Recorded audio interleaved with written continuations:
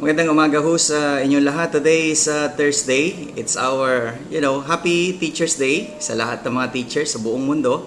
Ang Strong Family Advocates of the Philippines ay bumabati sa inyo ng maligayang pagbati sa inyong kasipagan, dedikasyon at pagmamahal sa inyong trabaho. Nawa ay kayo patuloy gamitin ng Diyos sa pagpapalaganap ng kaalaman sa susunod na mga kabataan na magiging henerasyon natin, na magiging mga leaders, yung iba siguro magiging mga professionals, pastors, and Christian workers or a teacher din. Kaya happy Teachers Day!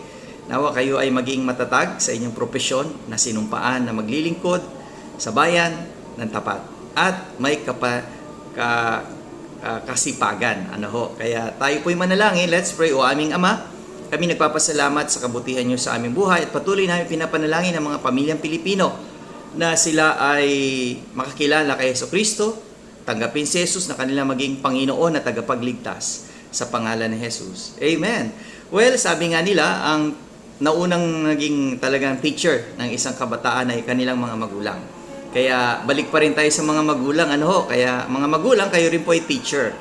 Teacher ng inyong pamilya, teacher ng inyong mga anak na dapat tayo ay nagtuturo sa kanila ng kabutihan. Lalo na mula sa salita ng Diyos. Ngayon, let's proceed to our strong exhortation from the book of Ephesians chapter 5. Well, ito na po yung verse 28 ng Ephesians chapter 5. So ought men to love their wives as their own bodies. He that loveth his wife, loveth himself. Well, ito yung commitment. Sa aming mga pastor na nagkakasal, katulad ko, ay pinaliliwanag natin ito sa isang groom at sa isang bride. Sa ating pre-marriage counseling ay pinaliliwanag natin ang kahalagahan ng responsibilidad ng bawat isa. Ang bawat isa ay may kanya-kanyang tungkulin, may kanya-kanyang abilidad na dapat gampanan at kailangan nilang magkaroon ng ugnayan doon. Magkaroon sila ng pag-uusap, magkaroon silang tinatawag na pagtatalakayan kung paano nila mapapatakbo ng maayos ang kanilang pamilya.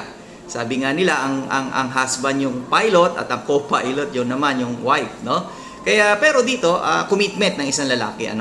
Sabi niya, so ought men to love their wives. Talagang isa sa mga mararapat na gawin at karapat dapat gawin ng isang lalaki, ibigin niya ang kanyang asawa.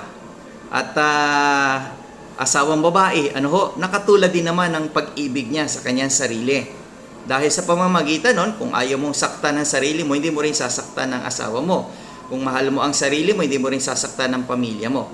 Ibig sabihin lamang, kung paano mo inaalagaan, minamahal, pinoproteksyonan, at pinalalakas, pinatatatag, inaabot ang pangarap, yan lahat ay ginagawa mo dahil mahal mo ang iyong pamilya. Okay? At sabi pa dito, sabi niya pa dito, he that loveth his wife, loveth himself. Ang nagmamahal sa kanyang asawa o umiibig sa kanyang asawa, ay umiibig din naman sa kanyang sarili. Kaya kung mahal mo ang sarili mo, mahalin mo ang asawa mo, mahalin mo ang pamilya mo. Okay, see you again tomorrow, Friday, sa ating pagpapatuloy ng ating strong family prayer and exhortation. See you again. God bless you. Happy Teachers Day, mga magulang, kayo po yung mga teachers at yung mga teachers na professional, kayo rin po ay kasama sa pagpapatatag ng mga kabataan sa panahon na ito. Congratulations! Kaya natin to!